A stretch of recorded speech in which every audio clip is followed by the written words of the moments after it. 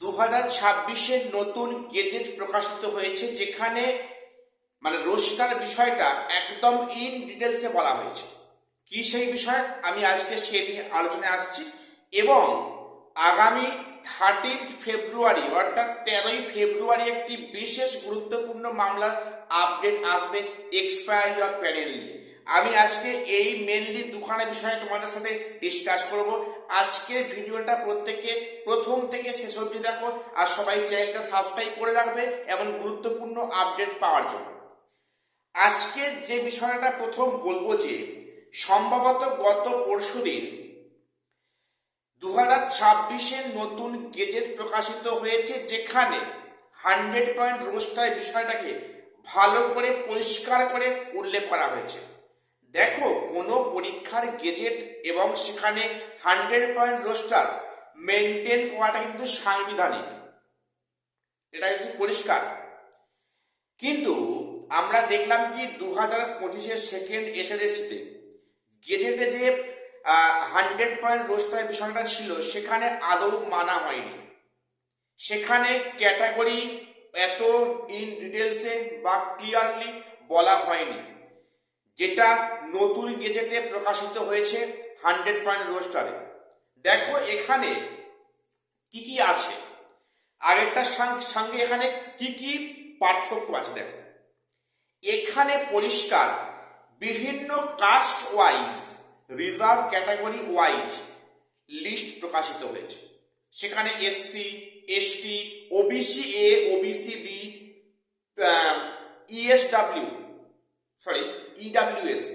EWS, physically handicap এবং তার যে ভাগগুলো আছে, এখানে প্রতিটা পার্ট কিন্তু ইন ডিটেলসে সেখানে এক্সপ্লেন করা আছে।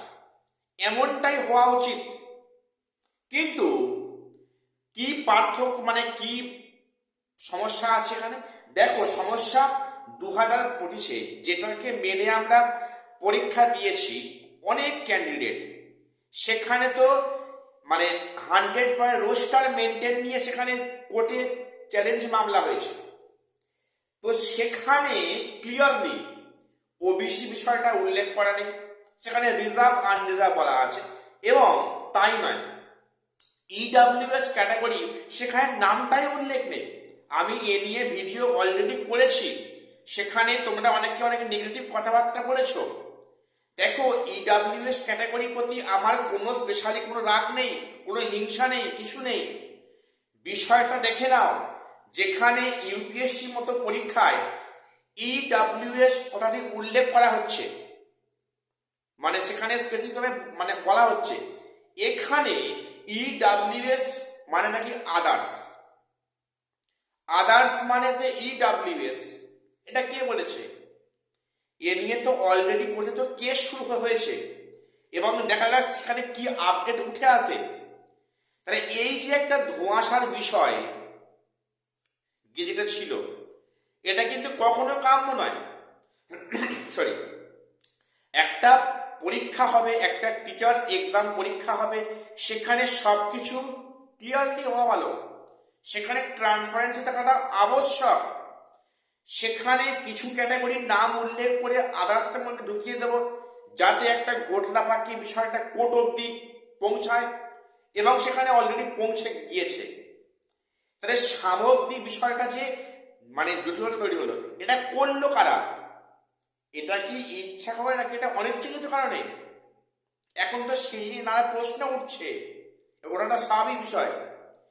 তো এখানে কিন্তু একদম পরিষ্কারভাবে খুঁটিনাটি সেখানে বলা হয়েছে যে কোন ক্যাটাগরিতে কি ধরনের রিজার্ভেশন থাকবে, এবং সেখানে EWS, OBC A, OBC B সেখানেও একদম ক্যাটাগরাইজ ভাগ করে দেওয়া আছে। এমনটাই হওয়া উচিত 100 পয়েন্ট রোস্টার, সেটা এখন সেটা পরিষ্কার ক্লিয়ারলি প্রকাশ করেছে।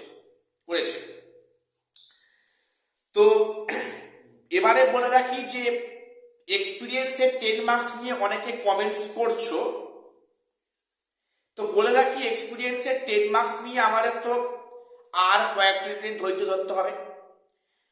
10 ফেব্রুয়ারি সেখানে এক্সপিরিয়েন্সের 10 মার্কস নিয়ে একটা আপডেট হয়তো আসবে, দেখো এটা পরিষ্কার ইঙ্গিত। লাস্ট দিন বিচারপতি অমৃতা সিনহা ম্যামের যা ইন্টেনশন দেখেছি, কিন্তু এই এক্সপিরিয়েন্সের 10 মার্কস নিয়ে আর বেশি দূর ওনারা টানবেন না।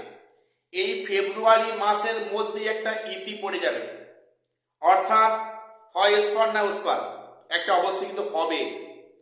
হয়তো 10 ফেব্রুয়ারি হয়তো সেখানে মানে উকিলবাবু এজি স্যার কি বলেন সেটা শোনার বিষয়, তার প্রেক্ষিতে সেদিনকে ভার্ডিক্ট আসতে পারে, অথবা রায়টা অন্য একদিন দেওয়ার সম্ভাবনা আছে।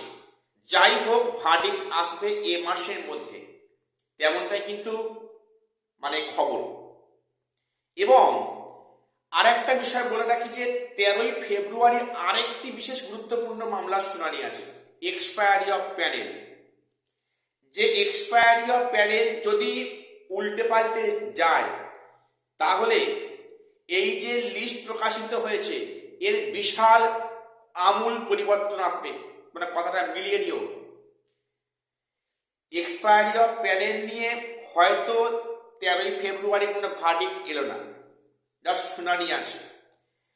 এবং এই এক্সপায়ারি অফ প্যানেল নিয়ে যদি কিছু পজিটিভ ইঙ্গিত দেন বা নেগেটিভ ইঙ্গিত দেন কোর্টের পক্ষ থেকে, তাহলে সামগ্রিক প্রক্রিয়া, ভেরিফিকেশন লিস্ট ক্লাস 9-10-এ, ফাইনাল মেরিট লিস্ট 11-12-এ একটা আমূল পরিবর্তন আসবে। এটা একটু পরিষ্কার ইঙ্গিত বোঝা যাচ্ছে। দেখো, মানে আমি তোমাদের বলছি, তোমরা সত্যিকারে যারা যোগ্য আছো, কি 2016 ইন সার্ভিস কি ফ্রেশার্স যারা ভালো মার্কস পেয়েছো, ক্যারি করেছো, আউট অফ 60 পেয়েছে কেউ, 59, 58, হ্যাঁ, তোমরা একটু ধৈর্য ধরো। কিন্তু এই যে 2025 যে এসএলএসটি হয়েছে, এর কতগুলি মারাত্মক গ্রাউন্ড আছে আমি আজকেও অন ক্যামেরা বলছি, যার একটা ভার্ডিক্টেই গোটা সিস্টেম চেঞ্জ হতে পারে। একদম পরিষ্কার ইঙ্গিত। তবে সেটা কখন, কোন দিনে, কোন সময় বলা খুব টাফ, মুশকিল। এক্সপায়ারি অফ প্যানেল নিয়ে এবং সেখানে ও যে প্রশ্নগুলো মামলা নিয়ে যে একাধিক যেগুলো বিষয়গুলো উঠছে, দেখো একটু দেরি হচ্ছে, দেরি হোক, যেটা হবে কাজটা যেন পাকাপোক্ত হয়। যারাই চাকরি পাবে তারা যেন নিশ্চয়তার মধ্যে থাকতে পারে, সমস্ত ডাউট এই সময় কোর্টে ক্লিয়ার হয়ে যাক, এটা আমরা সবাই চাই। কাজেই যারা ফ্রেশার্স আছো বা যারা ইন সার্ভিস 2016 ফাইনাল মেরিটের নাম আসেনি, সেখানে টেন্টে ঢুকে বসে আছে আপনাদের জায়গাতে, হ্যাঁ, তো কাজেই ধৈর্য ধরুন। একটা কথা আছে না, সবুরের মেওয়া ফলে, কাজেই একটা পজিটিভ আপডেট আসবে। কোর্ট কোথাও বুঝতে পারছে যে কি পরিস্থিতি হচ্ছে এই এসএসসি পরীক্ষাকে কেন্দ্র করে।